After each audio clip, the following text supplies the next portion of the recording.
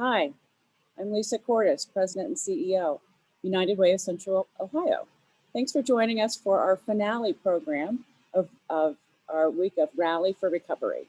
We're so glad you could join us. We've had programming all week for the community and for our 29 companies and their associates that participated in Rally for Recovery and who ran their workplace campaigns this week.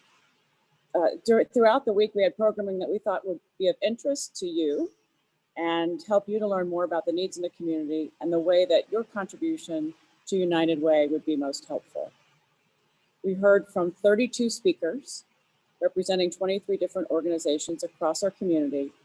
And the topics range from COVID-19 to basic needs in education, advancing racial equity, and leading the way for a stronger Central Ohio. If you're unable to hear or see any of those throughout the week, you're in luck. We have them on our Rally landing page on our website, and we also have the videos on our YouTube channel. We urge you to take a look at them. You're probably wondering where I am. Well, I am at Douglas Community Center, which is a Parks and Recreation Center of the city of Columbus. And we're here today because we thought it was really important that you see a center that's serving children right now in the Columbus City School District during the day, because schools have gone virtual and so many children need support during the day. Their parents have to work, their parents are unable to provide the support that they need them during the day. And Douglas Community Center is just one of hundreds of learning exchange centers in the community. So we wanted to bring you on the ground to see a program and to see how a contribution that you've made to our mission is supporting our community. Our campaign this year is laser focused on COVID relief and recovery. And we've been raising money all year and making certain that the monies get to the most effective organizations that are doing the best work in the community. So thank you for your support and your continued generosity to support so many people who are in need. We are deeply concerned that the needs will get greater. Right now, some of the needs are masked by stimulus monies that allow people to get extra payments throughout the months, extended benefits for unemployment. And we're very concerned. The needs are great right now, but they're likely to get even greater. So thank you for giving all that you can to support your community during this unprecedented pandemic. We have 29 partners that have supported Rally for Recovery this week, corporate partners. And throughout our time together during this session, I will be making certain that we recognize who they are.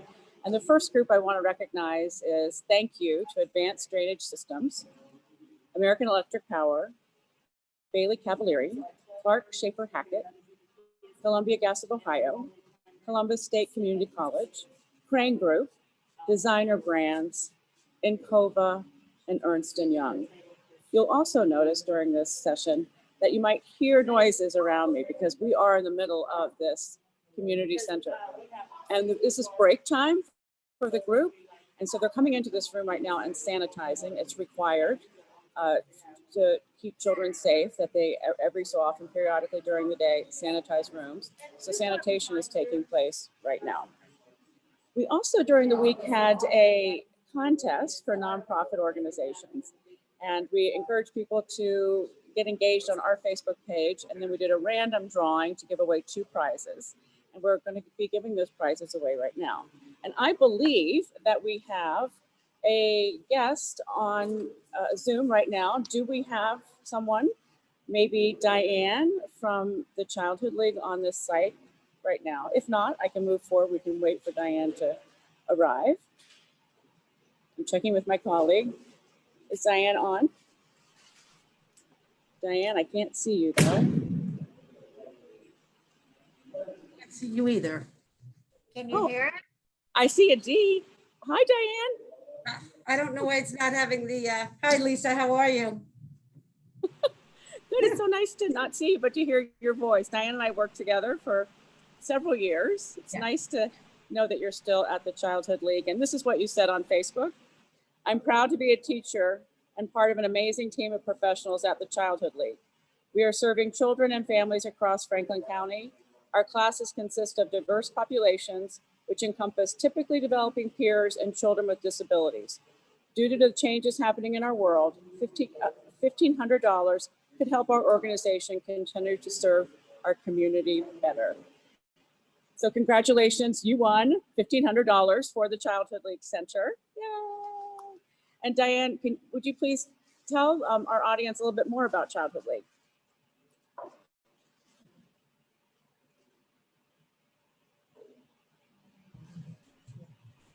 They're a little excited.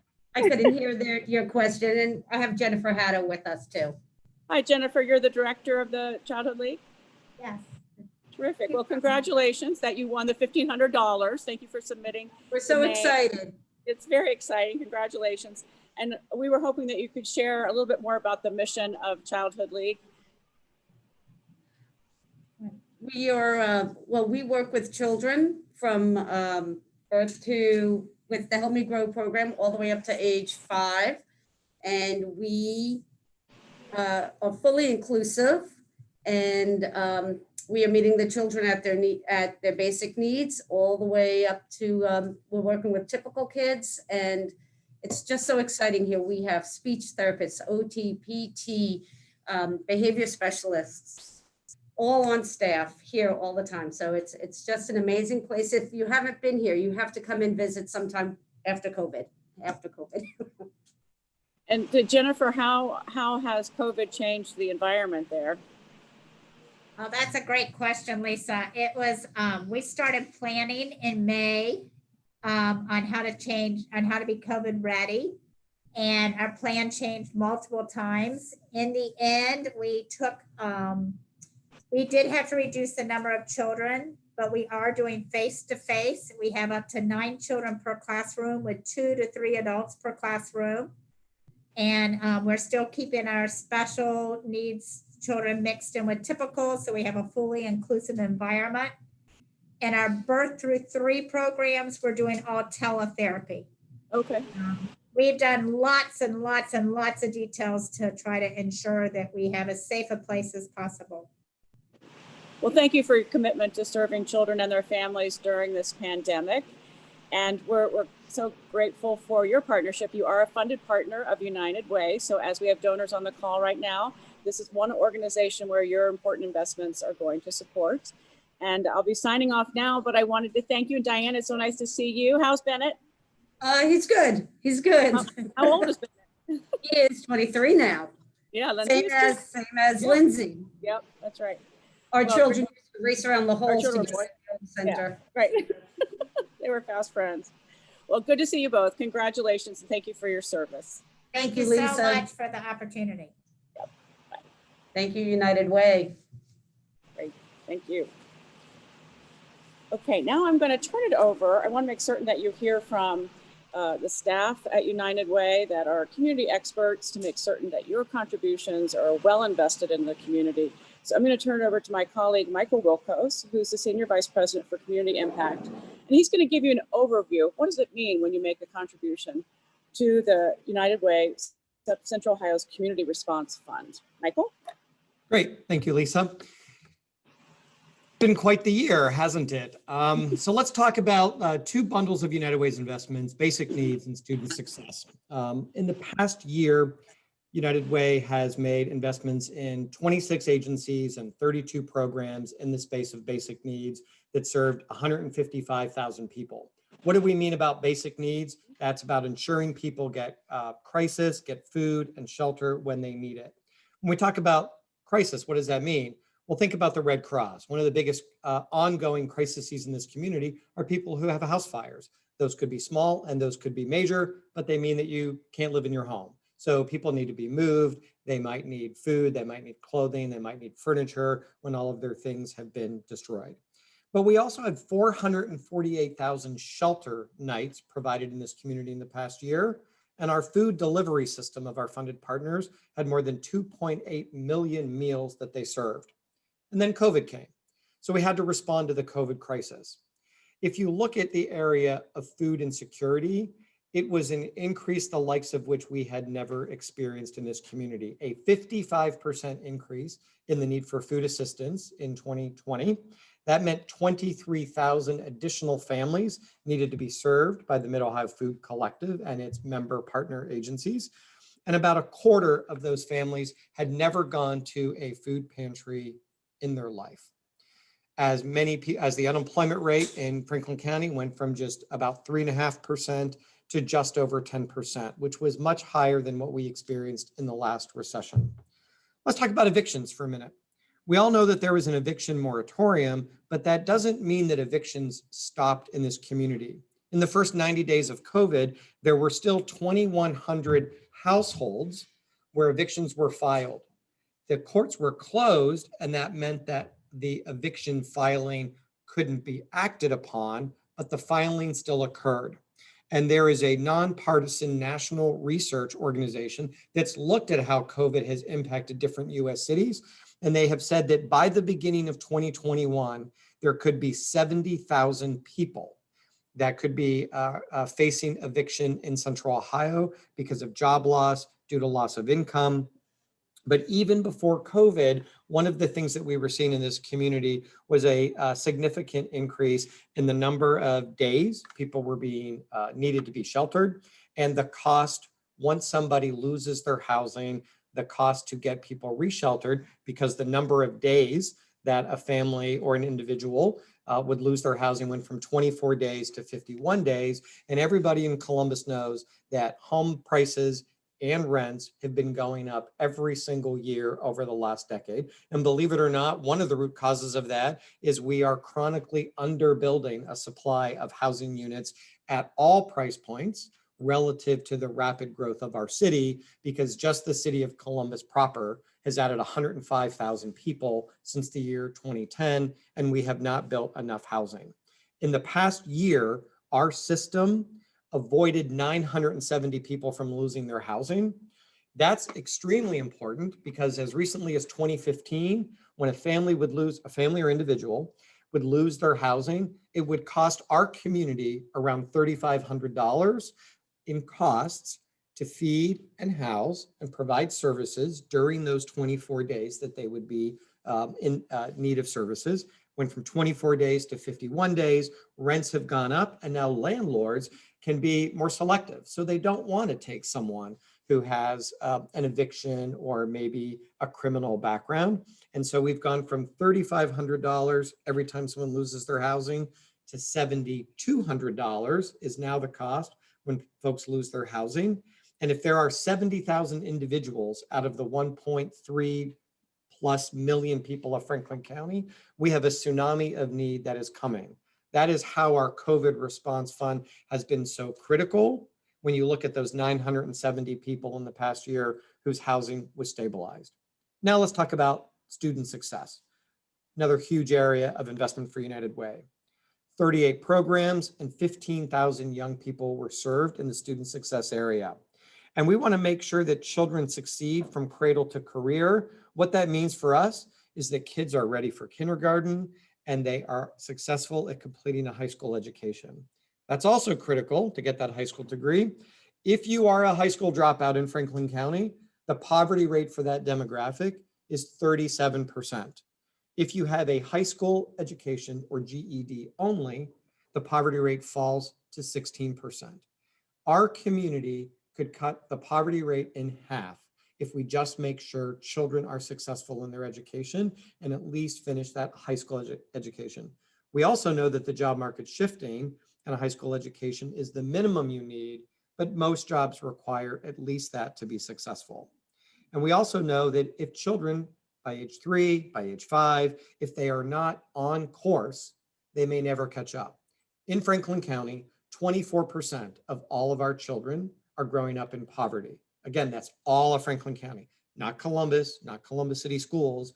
And what the research shows is that by age 5, a child growing up in poverty is already 1.5 years behind their middle class counterparts with regard to their academic achievement. And again, there was COVID. And so most of our in-school and after-school programs had to adjust very, very quickly.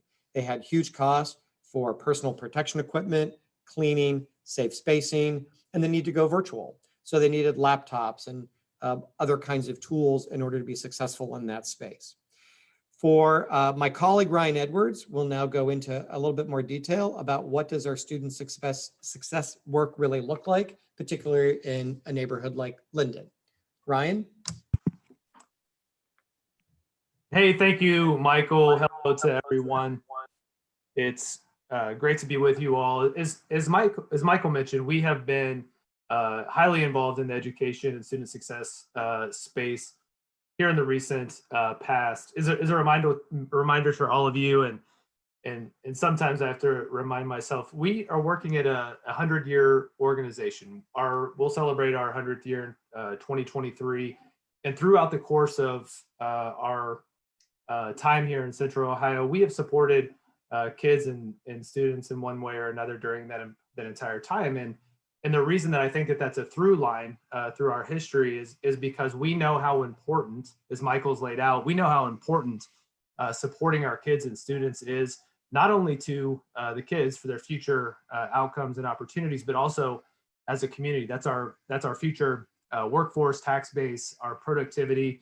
That's who's going to be stewarding our community moving into the future. And so, as Michael mentioned, we focus on a few critical things: early care and education, making sure that kids are ready for kindergarten, and then making sure that we're investing with nonprofit partners and building partnerships that are preparing kids to graduate from high school. And for all of the reasons that Michael mentioned, those things are important. And for those of you who are watching, you can certainly support by giving to United Way so that we can identify folks who are doing the best work in that space. But there are also opportunities, as we've learned throughout the week, for folks to plug into volunteerism opportunities.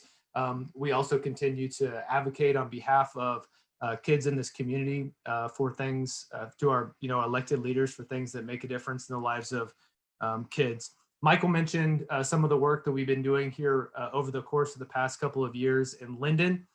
We have a partnership with Ohio State University, City of Columbus, Columbus City Schools, and ourselves that is looking to drive better outcomes through the lens of schools in the Linden community. The basic premise behind that work is, how can schools, serve as hubs for community transformation, or, how can schools and communities work together to catalyze community improvement? And so through the work of the School of Social Work at Ohio State University, we're working with a professor there, Dr. Dawn Anderson-Butcher. We've looked to her and a model that she's helped to create called the Community Collaboration Model for School Improvement. The key to that model for us is community collaboration. When we, kind of hear a headline that Columbus City Schools is receiving a particular grade and they need to improve, the way that we receive that is, that's not just a headline for Columbus City Schools, but that's a headline for all of us. How is the community collaborating to come together for our kids to drive better, outcomes? So what we've done is we have put a couple coordinators. We have hired a couple coordinators called School Family Community Coordinators. They are currently in 2 schools in the Linden feeder pattern, in Hamilton STEM and Windsor STEM. And they're helping schools to advance progress for school climate and culture.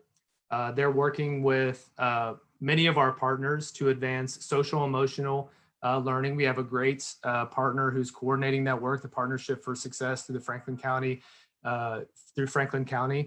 They're working with many of our nonprofit partners. We know that there are a lot of providers who are doing tutoring, mentoring, counseling within schools, but those providers aren't always working together. And so our coordinators are helping to coordinate and organize some of that work to the best that they can.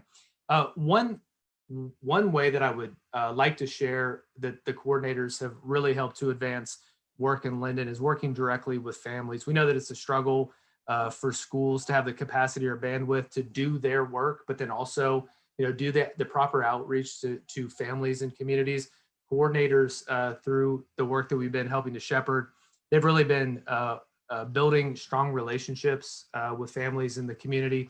And we think that it's really going to help as we move forward to bridge community and family. I just got an email this morning from one of our coordinators kind of unprompted, but timely for this conversation, that they're going to form the Linden Parent and Caregiver Coalition, which will meet monthly so that parents can get together, share their experiences, and also learn about some of the resources that exist in the community, some of the things that can help to reduce family stressors and trauma that kids are bringing into schools, but also kind of to support one another. And so that's a thing that we think is additive that our coordinators are bringing into the community that's going to help educators to drive better outcomes for kids in the schools. Again, that works around, how can schools serve as hubs for community improvement.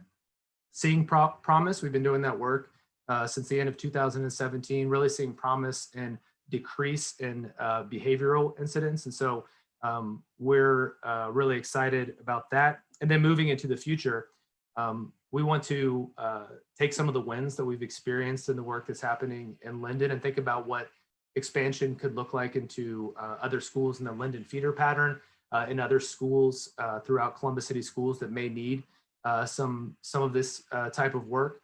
And then, we had a meeting earlier this week with some of our leadership, like what could taking some of that work more broadly throughout the county into some of the 16 school districts throughout Franklin County. So excited about where the work in Linden might take us moving forward. And of course, Lisa's sitting in a Learning Extension Center, and we've been working closely with Columbus City Schools and other United Way community-based partners who are supporting students and families as we're in this virtual time right now. And so thank you to everybody who has sort of raised their hand and the community, faith-based, community-based, and otherwise to provide safe spaces for our kids with the right amount of technology. So I'll stop there. That's a brief kind of snippet of some of the things that we've been involved with in education over time, and just really excited about where we're headed moving forward. So thank you, Lisa. Thank you, Ryan. Appreciate your leadership.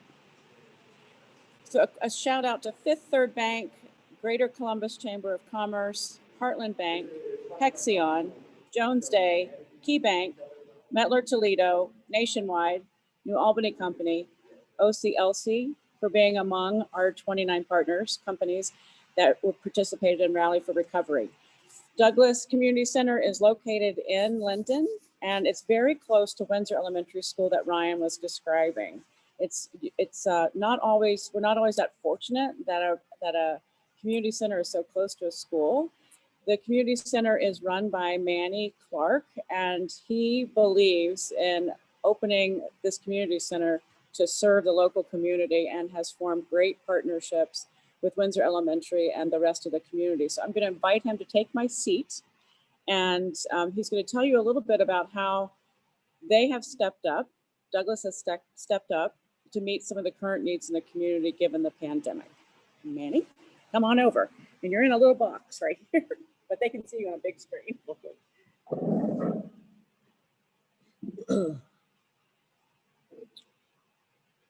Good afternoon. How's it going?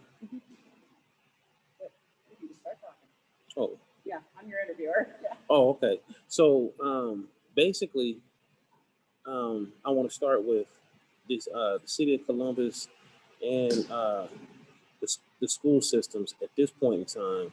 They came together and started having some meetings in terms of how we would help out because of COVID. The beauty of it was for Douglas that Douglas and Windsor, we already had a great, partnership prior to any of this stuff happening.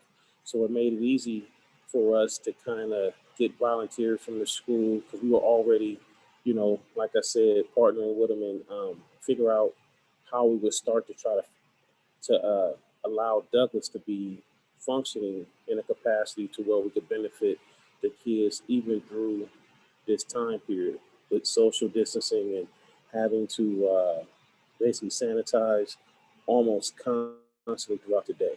So what kind of challenges do you see kids facing right now? Oh, the kids have a huge challenge. The main thing is parents are not used to our hours right now because so our hours have changed to benefit the communities and help out for COVID. So parents are not used to that. So we're growing daily. Like we got, 4 or 5 more kids in today. So if the news, or if, we've had some stuff in the news, but if the word got out bigger, we can make a bigger impact, definitely. It's definitely a challenge because this is all new for parents, and it's hitting them quick, and they're trying to figure out where the help is coming from. And this is not normal for us, but our doors are open. We're trying to get the word out.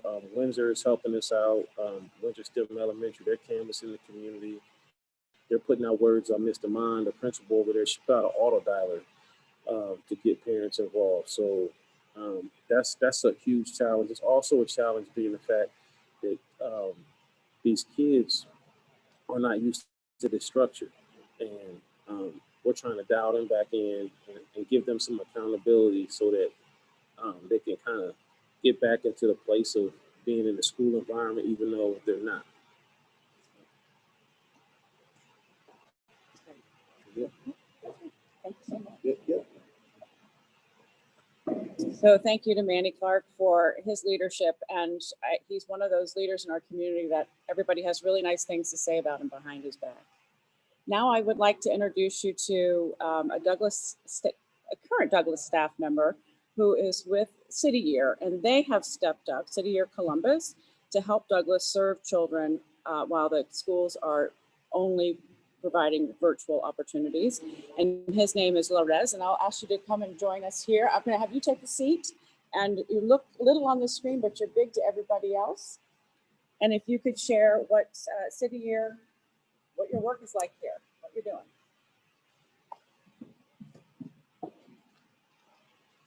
Hello, everyone. Hello. My name is Lorez Wilson.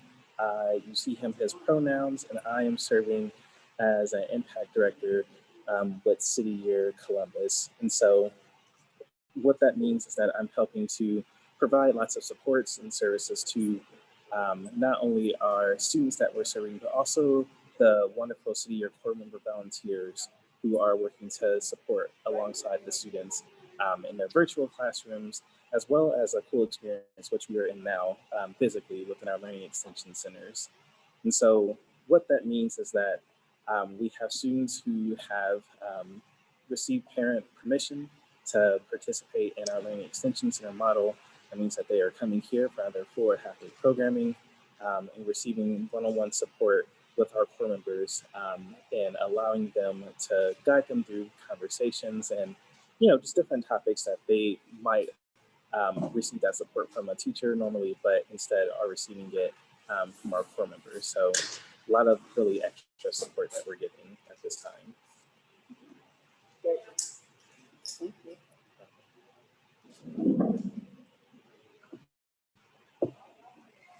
City Year is a funded partner of United Way of Central Ohio, and your contribution helps to support their important work. So we appreciate Lorez. I now would like to welcome a representative from our second winner of a $1,500 prize, won from our Facebook contest to support a local nonprofit. And I believe that Jill is on the line. Jill, can you join me?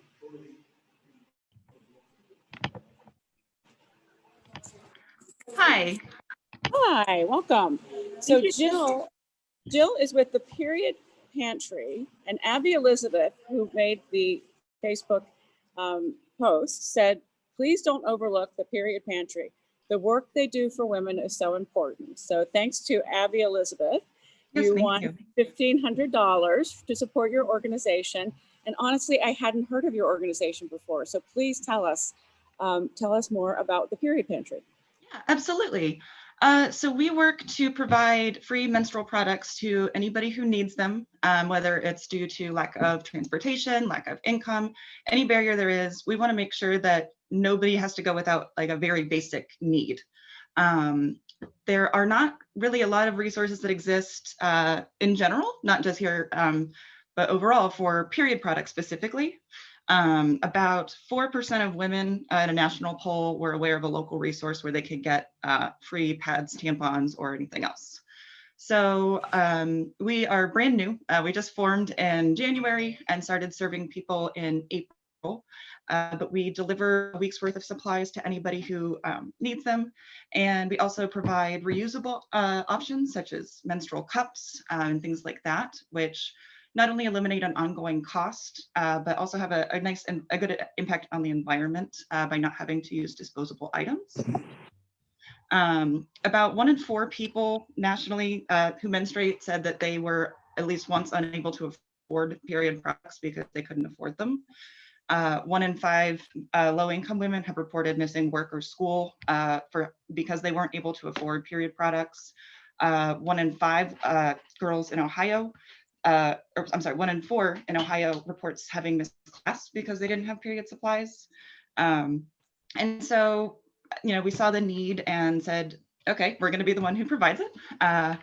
During, you know, the pandemic obviously changed our opening plans, but so right now we do just no contact drop deliveries to people wherever they are.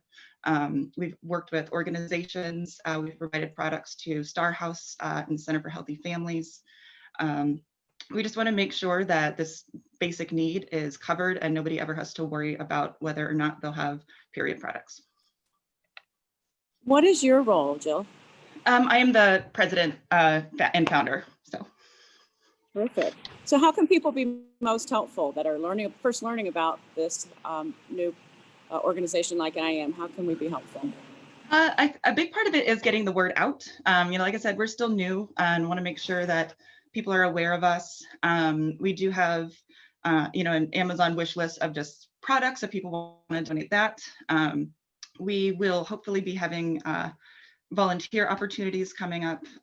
We've been working to get ways for people to get engaged with us and looking at participating in socially distanced events and rallies of that sort. You know, we've got options. We have our website available for anybody who would like to donate. Honestly, and if people just want to help us in terms of breaking the stigma and just talking about periods, we don't do it enough. And I think that's a big reason that we aren't always aware that the need existed. Well, we're glad to learn about it. Congratulations on your $1,500. Thank you so much. Thank you for joining us today. Best wishes. Thank you. Thank you. Joining us also on this among our 29 leading companies for Rally for Recovery, a shout out and thank you to Ohio Capital Corporation for Housing, Oswald Companies, Porter Wright Morris and Arthur, School Employees Retirement System, State Auto Mutual Insurance Company, the Columbus Partnership, Huntington National Bank, the Pizzuti Companies, and White Castle.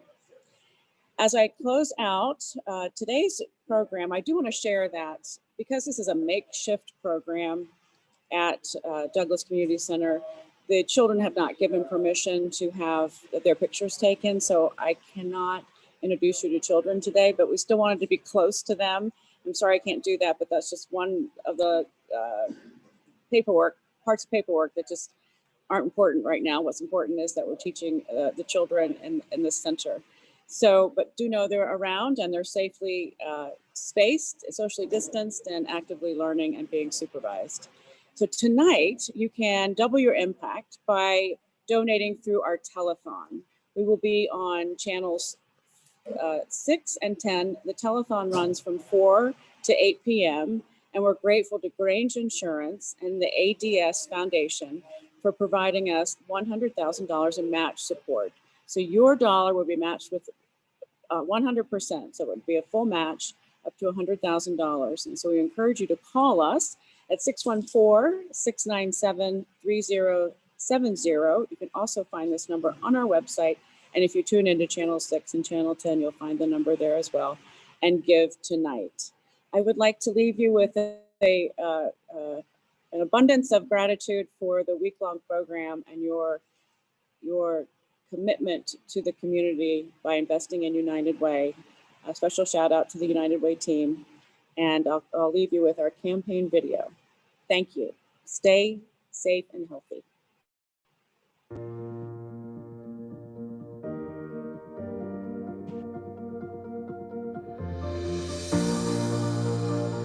There are many things about our world that are different right now.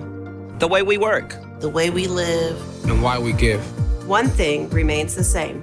What we do together today determines how we live united tomorrow. The way Central Ohio rallied this year to help others is proof. Thanks to our generous donors, our Community Response Fund quickly reached more than $2 million. It helps support more than 70 local not-for-profits and thousands of our neighbors in need. But as this crisis continues, there's so much work to do. It's the tough work. The work that'll be needed to provide relief. So our community can begin to recover and rebuild. It's the very work that the United Way of Central Ohio does every day. And has been doing for nearly 100 years.